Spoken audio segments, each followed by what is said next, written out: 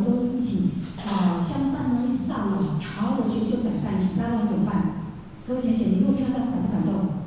感动对不对？或许是我们第一代里面年纪最小的人，可是说真的，好景不长，没有几个全部都嫁光。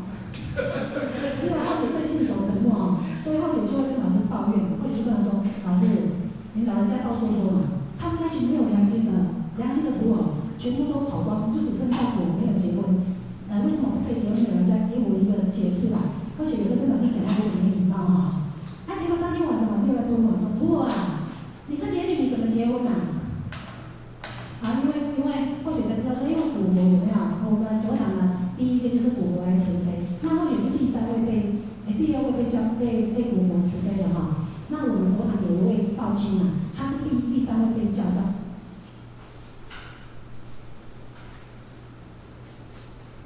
他当妈妈在他很小的时候去帮他问神，就说他是古佛身边的第3个莲女，是他结婚的，可是我觉得他的婚姻没有很好，但是呢，他现在很积极这样就好了夫妇同修也很好。好，各位姐姐，那你有没有曾经锻炼聚会想要投资游泳？有没有？我们摸着良心说有没有？没有。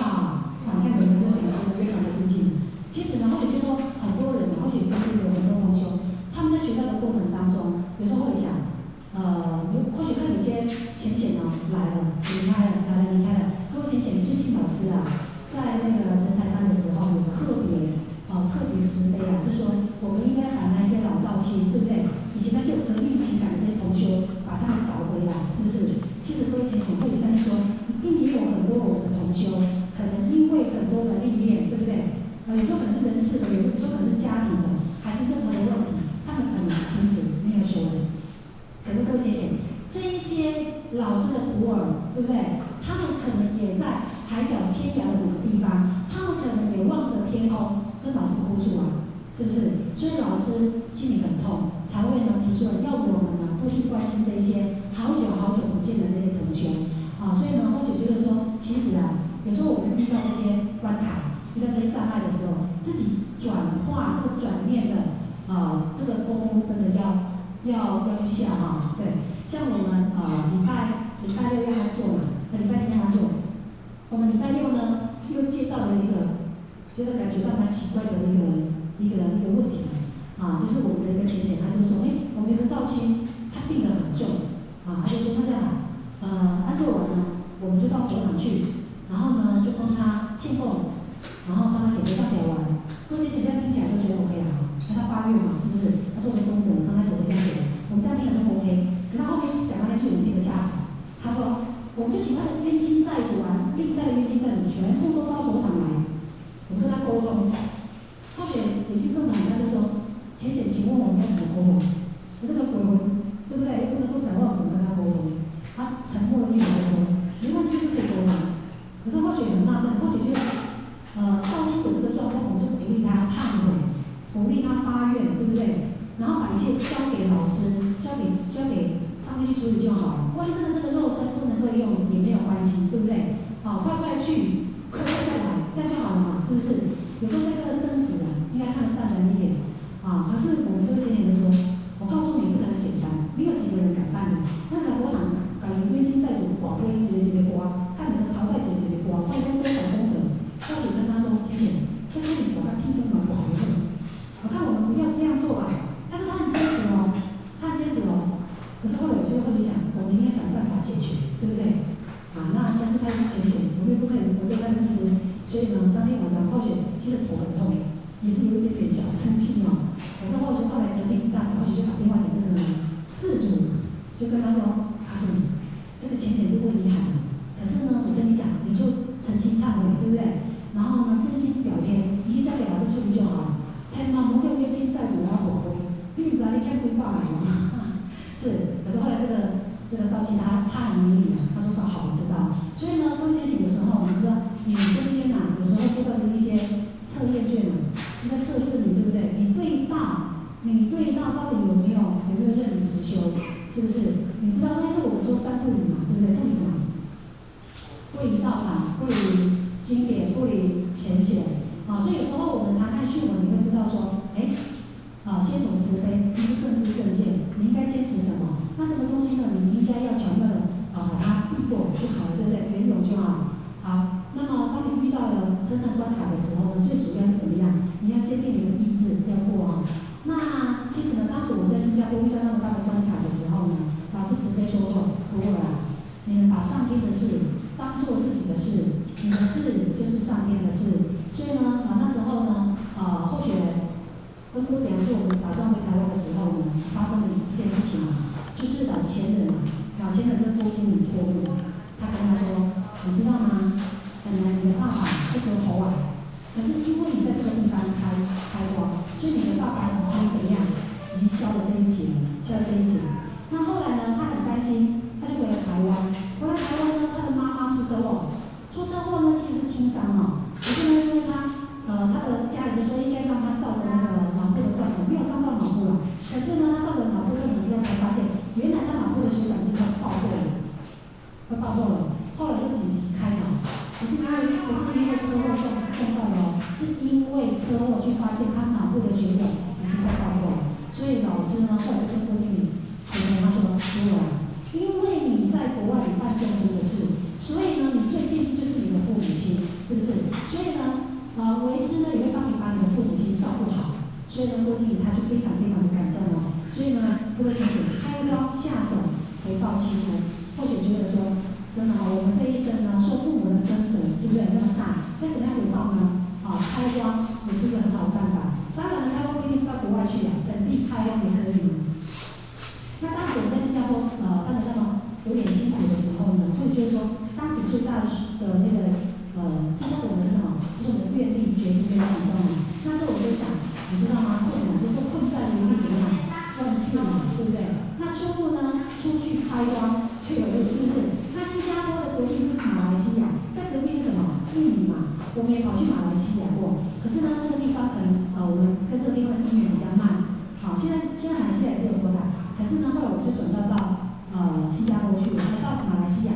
那我们看一段那个新加坡的一位演传师，他当时的前法指派他跟我们到印尼去一次嘛，因为他说你这里的小姐太大胆了，好，去了这样好，因为以前印尼的治安不好，好，那后来他就指派这位演传师，那这个演是以前还是讲师？那我们听听他怎么说哈。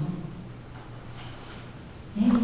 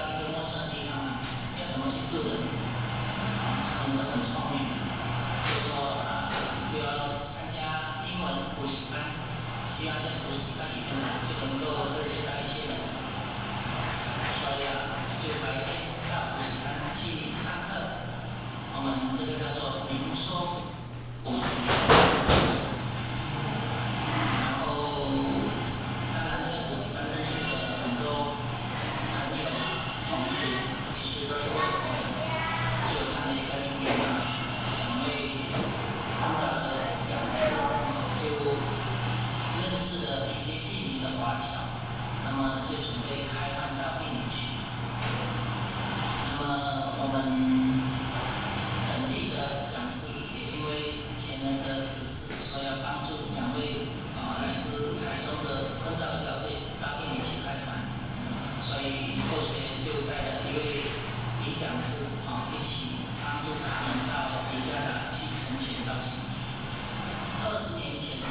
我们去了一趟耶加达，然后做了一些地名的道歉。今天这些道歉回到了他们自己家上，那是在一个小岛叫做巴丹岛，就在新加坡的隔壁。所以大家可以想想，20年前如果没有两位讲师，因为老前人的关系老前人的慈悲鼓励，他们发心来到海外开放传道的话，那我们怎么会有一个区叫做巴丹区呢？我们巴丹区今天总共有6间公共佛堂，很多的道心在这个小岛上学道、修道、办道，他们非常的用心，所表现就跟全世界所有的崇德道场是一模一样的。20年前，因为老前人的慈悲，他们才会发心来到海外开放。那今天老人家已经不在了，我想请问大家，那谁会让你发心开放到海外呢？那就是你自己。我们已经当了讲师，我们学道修道的日子也是非常长。在这样的一个过程当中，我们更应该要发心来到海外修道办道。所以，我们各位讲师、各位亲戚，大家不要局限自己的因缘我们不知道我们能够发挥的潜能到底有多少，但是大家一定要相信我们老师，一定要相信天命，要相信我们的道场。我们只要用心发心的话，将来我们的能够助理的人真的是不可限量。老人家说，有水的地方就有中国人。今天我想我们要讲，希望将来我们只要有水的地方就有我们崇德人，好不好？我们大家互相鼓励，继续。那另外一个比较后面，或许也现在播好，因为那这个要按简报比较麻烦，这里可能会延点时间。谢谢感谢天真师的现在请人大伙这位讲师是新加坡的讲师和区域讲师，他们3月核实，正在进入今日的后续。当然感谢。3宝 Victory Treasures for New Doll Receivers。人的一生中，有许多值得庆贺的事情，但却有更多无价且必须要全力以赴来追求的东西。There are many things in life worth celebrating. However, there are even more priceless things worth pursuing with all our efforts. 2500多年前，当释迦牟尼佛仍是王子时，亲眼目睹了人世间之生老病死。他告诉自己，一定要找